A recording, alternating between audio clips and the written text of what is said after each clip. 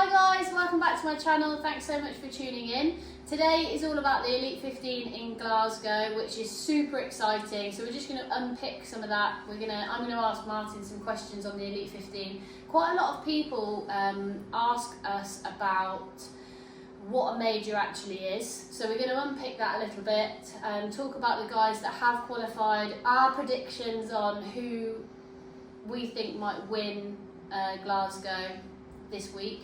So yeah, hand over to Brown. What are your thoughts? Yeah, I think just touching on what you said, that a lot of people in the high rock space are competing regularly, travelling abroad, but don't actually know the ins and outs of how people qualify for the Elite 15, what the Elite 15 is, what the majors are, how they qualify for Worlds. So I guess it's a quick video just to kind of explain some of that and get people as hyped for Glasgow as we are. Yeah. So how many majors are there? 4 majors. Yeah. And it's the first 3 in each major to qualify. So that means, so let's talk about the girls to begin with. So we've already got some of the girls that have qualified for Chicago, haven't we? Yeah. Kate Davies qualified, Lucy Proctor qualified last week, and I think that's it for the girls. We've got obviously Zara as well, who's trying to get in, and then Jade Skillen as well, that are on the cusp, which is why Glasgow is so big tonight. Yeah, so these are British girls. In terms of girls that have already qualified, Lauren Weeks has already qualified. Who else has already qualified? Linda Meyer, Joanna, Kate Davey, Lucy Proctor. So there's actually, tonight they're the only ones that are racing that have qualified. So how many spaces are available? 15, it's the Elite 15. No, I know that. I mean, tonight, how many people are definitely going through? 3. 3. 3 females, 3 males, and then I think they've announced a last chance qualifier in Barcelona at the end of April, which is 3 more spaces, and I think that goes on like the average time throughout your season on your 2 or 3 quickest races. It's been really interesting watching these guys sort of learn about how to qualify, because it's all new to everybody. Yeah. Well, Jake did, and one of the guys, again British, really like Jake. He lost his spot, didn't he? Because he raced, qualified, and then did he lose his spot? I'm not sure. He's done on averages, yeah. Or he potentially lost his place, and now, so Glasgow's massive for him. It's his last chance to kind of qualify, isn't it? Well, yeah, the majors is an automatic qualifier. So if he finishes in the top 3 that haven't qualified tonight, he'll go through. However, he can still go through if he races in Barcelona, or if his average times for his fastest races this year is quick enough. So it's quite complex. I think there's a few guys in the mix that have been running 56s, 57s, and basically if one of them shows up to Barcelona and does a really fast time in pro, then they could go and nab the last few spots. So it really is a sort of pick 'em, and out of the guys that are racing tonight, there's only 7 guys that have qualified. Well, no, 6 guys that have qualified. So again, for the guys, it's completely open.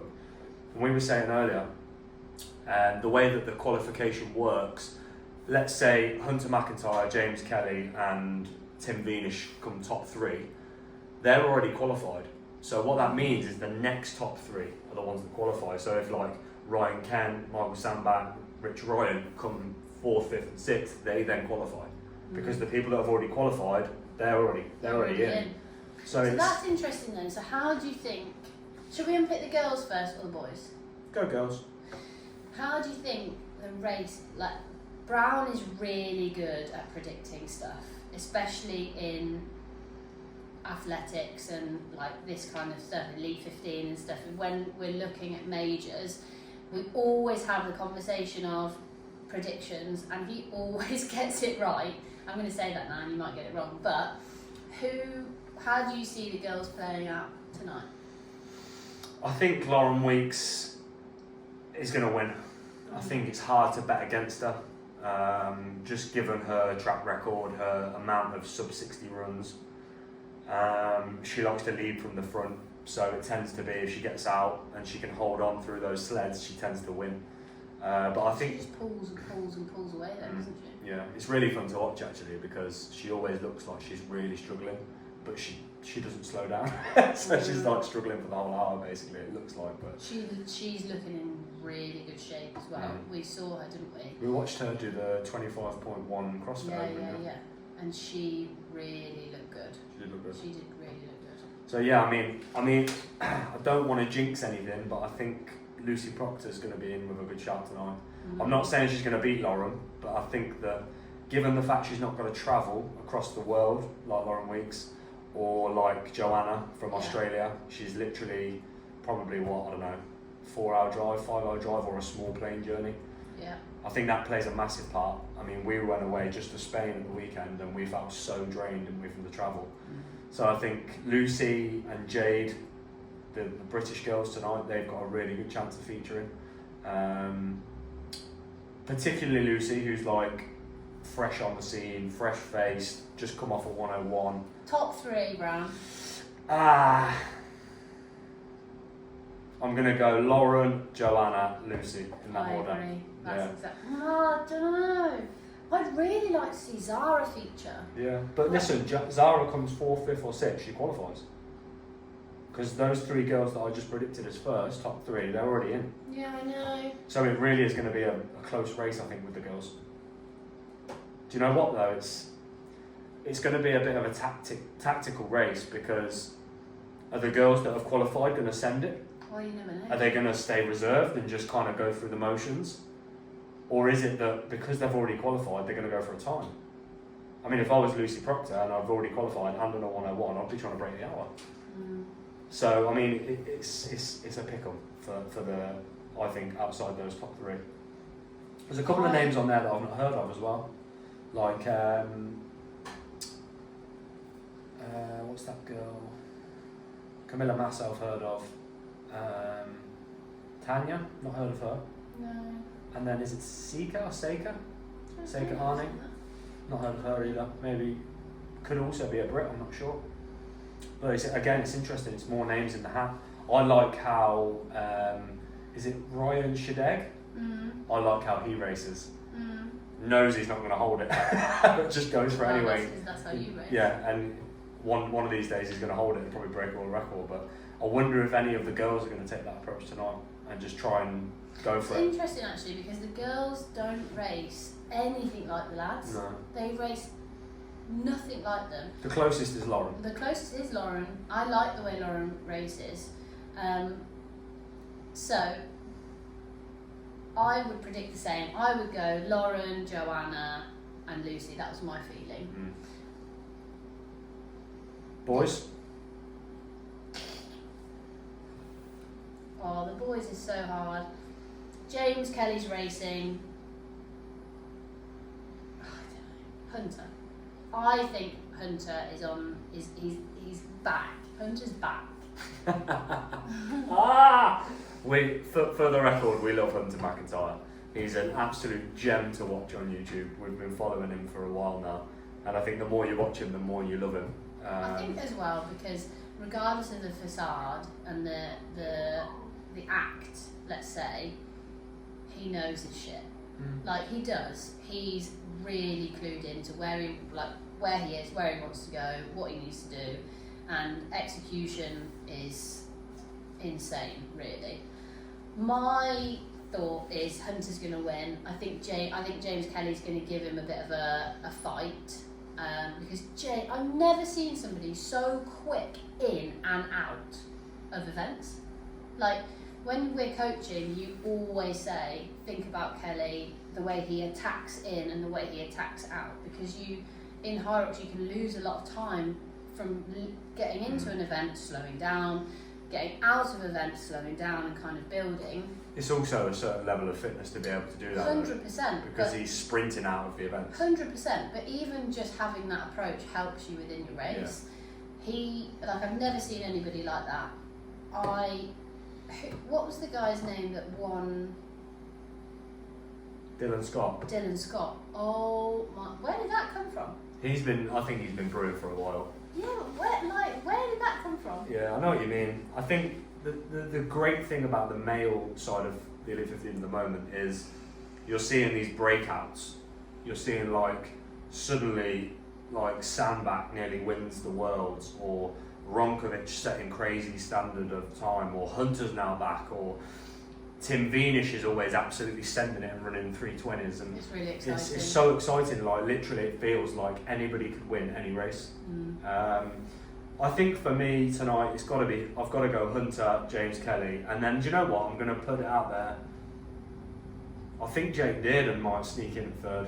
I'd like him to. I'd like Jake to come in. He's been quiet recently as well, in terms of like posting videos on YouTube, and I feel like he's been posting a lot of videos on Instagram of him running like in the mountains and stuff, but nothing really current. Yeah, and I feel like he might just unleash tonight and send it and hold on. I agree actually. I think Jake, he's such a nice guy as well, and he's so meticulous with his training and where he wants to take it.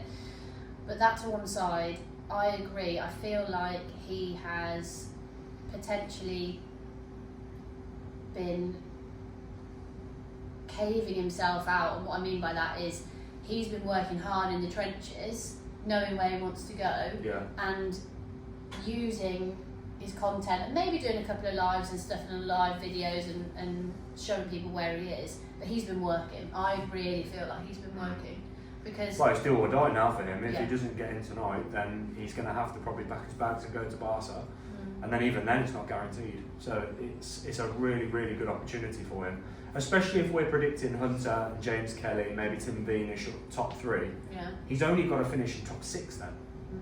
And you would, and Graham Halliday as well. He's a top 6 finisher. Yeah, Graham Halliday, he's already qualified. So even if Graham's ahead of Jake, then Jake still qualifies. So it's a massive opportunity for him. And now but hang on, he's also got the Red Bull stuff as well. Like that is adding pressure now. Yeah. Like for those listening, Jake Dearden and Lucy Proctor have just been taken on by Red Bull, so they're like full-time professional sponsored athletes. With that comes a lot of media. I was listening. And pressure. Yeah. I think that's important to say as well. When you're sponsored, it's viewed upon as an amazing thing, and almost like life gets a bit easier. And I think it does in some instances.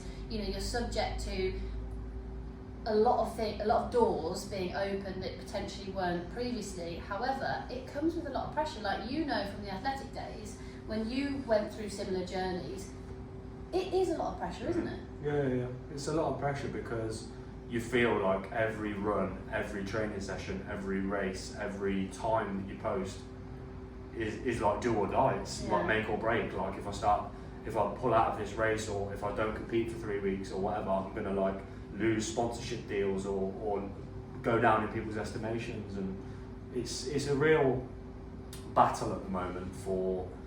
There's like a jostle between like up and coming athletes, but athletes are already in the space, like Hunter, who's holding the fort strong, but people are all gunning for him. And then what we'll see in a year probably is Hunter start stepping away and the new kid on the block come through, like a Jake Dearden, like a James Kelly, someone like that. So just touching on something you said a second ago, which I think is also really interesting. I had a conversation with somebody about this the other day. Pulling out of races. So there's lots of reasons why you might pull out of a race. Injury, you know, if we're talking about athletics, if you get DQ'd or whatever, there's lots of things that can happen in races that mean you may have to pull out from a health perspective. Sam back. We haven't seen him for a while, and he has been known in the past to just have the attitude of just pulling out if he's not feeling it, or if he's not in a rank of where he wants to be, he just sort of sacks it off. I personally, as a coach, feel that the second you pull out of a race, that becomes an option at any point in anything. What do you think on that? And do you think we're going to see Sam back pull out or feature in this race? So 3 questions. I think isolating Sam back, just talking about him, I think he's somebody that never races slowly, if that makes sense. I don't know if people will register with that, but some people race slowly, and what I mean by that is they build into the race. They're not going quite flat out on the first run, they're pulling back on the ski, they're taking loads of breaks on the sled, they're pulling back again on the next run to find the leg. Sandy's not like that. He knows that he's got to get to the sled pull in, I don't know, whatever the time is in his head, and he's getting there. And if he gets there and he's not fit enough or he's not strong enough in that current moment, he almost checks out. Yeah. That's how I feel watching him. Yeah. And I think he knows how fast he can go. Like, he's capable of doing a 54, 55, definitely. You saw that in the Worlds, because he beat Hunter and he beat Ronkovic pretty much handedly. He had a time penalty. Yeah. He got to the wall balls, like he was 30 reps ahead of Alex at one point. So he has got it in the locker to beat them both. Yeah. But I think he's somebody that has to be in optimum shape, because he sends it from the off regardless of the shape he's in. And I feel like with him, he's got to be in optimum shape mentally and physically, which I think everybody does, but I think it's quite important for him. Okay, so we both think Hunter's going to win. Time prediction. From past history, I don't think Glasgow's that fast, but I still think the race is going to lend itself, because there's 10 men on there that are not qualified yet. And if I was somebody that was in their position, you have to go for it. Like, you have to be going through burpees halfway point in 26, 25 minutes to like put yourself in a position where you're going to be going 55, 56. If you don't hold it, you don't hold it. But the winner, I think, personally, I think Hunter, you could see something special tonight. I want a prediction. 54. 54. 54 high, 54 40, 54 50. 54 40, 54 50. 50. Between 54 40 and 54 50. And I think James Kelly will be right on him, 10 wall balls behind. I think it's going to be that close tonight. yeah. Girls, time? I think similar. I think the girls are going to have to go for it. Again, there's like 11 women there, or 10 women there that haven't qualified. And I think they've got to, like you said, the women tend to race a little bit more conservatively. Whereas I think they've got to go for it. Like, rather than sitting at 2 on the ski, I think they've got to sit at 150. I think they've got to start pushing those little 10-second barriers and 20-second barriers to get ahead of Lauren, to give themselves a chance of a fast time. Because you're not going to qualify in this race with a 102, 103. It's going to be like sub-hour is like the pinnacle here. It's going to be fast. Not necessarily because of the course or the time of year, because I would probably go as far as to say that people should be deep in training at this point for Worlds in June. So I wouldn't say that the time of year is necessarily fast, but given the circumstances that it's the last major and you finish in the top 3, you qualify for Worlds, it's going to be fast. It's going to be fast. And men and women. So we've basically got a similar, we think we feel the same, don't we? Okay then, here's one for you. Give me an outsider, because Cheltenham's this weekend, the horse racing. Give me a long shot that you think could qualify from the girls, and I'll give you one from the boys. That could qualify. Tara. Zara, that'd be cool. I'd like to see it as well, Yeah. because whenever I watch the girls, I always feel that I always look at her and think, I just want a little bit more. I just want a little bit more. That's how I feel when I watch her. She never looks like she's like over the threshold, does she? Just always like that 1% extra. I feel that she's always just, and I want her to go for it. Yeah. I think tonight's the night. Guys, I'm going to go with Sean Noble. I've seen him race a few times, and I think he's somebody that could run a 55, but also a 102. Like, he's like a little bit like Sandy, kind of like on or off. Yeah. So I think he's probably my outside pick. It's a shame we can't place any bets, because he'd be worth a little fiver. I'll bet you. Okay. If Zara qualifies, I have to give you £10. If Noble qualifies, you have to give me £10. Okay. Deal? Deal. And lastly, thoughts on people not racing tonight. Ronkovic, Megan. Obviously, Megan's going through some stuff injury-wise. Yeah, she's had knocks, isn't she? And here's a good question for you. How do you feel about people that have qualified racing and taking somebody else's spot that hasn't qualified, for example? Does that bother you, or do you think that these races need the likes of Lauren Wheat, Linda Meyer, Joanna to be in it? Yeah. Yeah, I do, yeah. I do. Because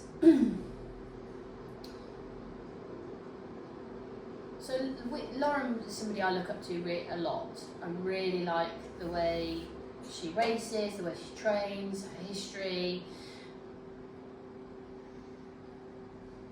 Why shouldn't they be in it? They're creating it. That's my view. They've created this whole Elite 15. They've created the top 1%. Why shouldn't they be a part of it? When you're aspiring to be a part of it, you know? Like if I was in, let's say, Lucy Proctor's position, I'd love nothing more than to race next to Lauren Weeks. Well, you've also got to think about winning 7.5, 5, 2 grand. And there's a prize money element to it. Yeah, I mean these guys have to make a living. But yeah, that's my opinion on it. Yeah, no, I agree. I think there's pros and cons to racing and not racing. Like we've got Ronkovic not racing. Again, there's pros to it because he's having more time in training, he's not doing any tapering, you don't get to see what he's worked on or if he's looking quicker over running or if he's gained weight or lost weight. He's like the unknown now because we've not seen him in the last major. So he mentally, does he have an edge over Hunter? That if Hunter does a 57 tonight, does then Ronkovic have the mental edge going into Worlds? Because this is probably the last time we're going to see Hunter before June. Yeah. Do you know what I mean? There is a bit of that, a bit of jostling there as well. Yeah. Do you know what I mean? But listen, if you're going to give it out like Hunter, you've got to take it as well. He can though, can't he? He can take it. Yeah. But yeah, you're right, definitely. But then we had a period where Hunter wasn't racing and Ronkovic was, so it's a back and forth constantly. Yeah. Yeah, it's really exciting. Well, when was the last time we saw Ronkovic and Hunter in the same race? Worlds. Yeah. I think it was. Do you think that's planned? Possibly. Well, I don't know. No, I don't think it is because remember at the start of the year, Ronkovic said he was going to win every major. Yeah, he did. Yeah, he didn't win the second one, so he ain't done any of this. I think he did He's one gone more. back to training. Yeah, in Kenya. Did you see? Yeah. He was racing in Kenya or training in Kenya. Yeah, it was amazing. Well, that's the thing, isn't it? I mean, you know, you touched on a minute ago, just before we finished, you touched on the fact that this time of the year should be a slower time of the year because they're gearing up for the midsection of the year for championships. If we go into looking at sort of athletics, you've got different races in the season that you want to be a part of that you might utilise as part of your training but potentially not give it your all. Yeah, or do a different event. Yeah. Whereas because this is so exciting now and everything's just starting to be a bit jostly and change, the guys are going to have to be, they'll be changing and altering their training to suit certain races that they potentially haven't had to do before. Yeah. So that's another element to take into consideration. Like, that's not easy to just change your season and your training, is it? You've got to really be on it. Yeah, and that's why it's so beneficial to qualify early. Like Hunter didn't need to do this race. James Kelly didn't need to do this race. They're choosing to do it, which allows them to have not much pressure really, to just go out and feel good and learn from it. But also, you've got to think about how it affects somebody if they don't qualify. So look at Jake Dearden, for example. If he doesn't qualify, he then has to stay race ready for the end of April, which then takes him into May, which is only a month before Worlds. So when's he training? When's he going into that heavy training block? Whereas if he qualifies tonight, he can get like April, May, 8 weeks of like solid work, then taper into his Worlds. But he won't have that if he doesn't qualify tonight. So the pressure is on. Pressure is on. But also, touching on it's what I'd call ring time as well. You know, it's being in the ring enough because if you're on the floor, if you're not on the floor in the ring, you know, in that racing environment, it does have an effect. Yeah, of course. You know, if you took like the whole season off because you qualified and then coming back, like somebody in Meg's position, okay, that's due to an operation.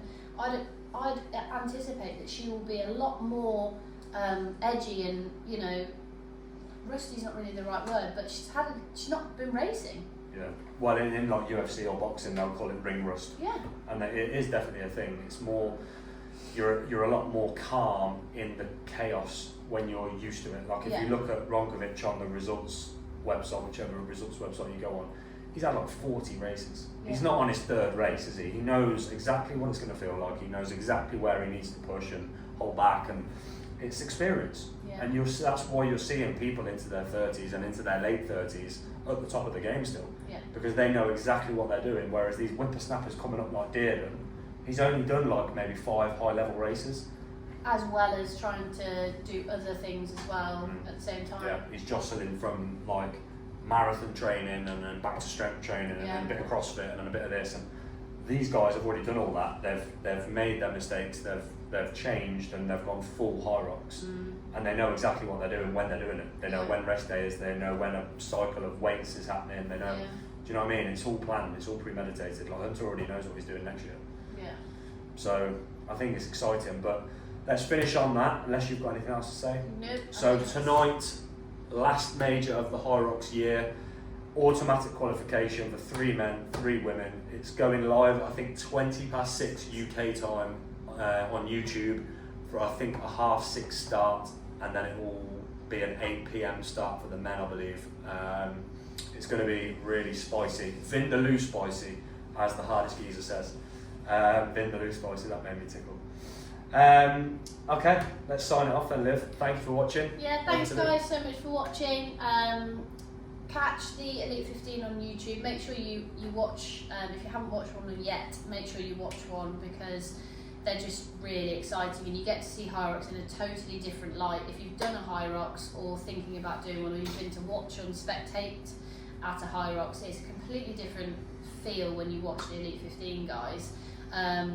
Firstly, there's commentary and you see on the screen, you know, there's splits and everything like that. So it's really good to watch if you can. But yeah, enjoy it. Let us know in the comments what your predictions are for the girls, the top 3 girls and the top 3 boys. And yeah, thank you so much. We'll see you soon. Like and subscribe. Yes, like and subscribe.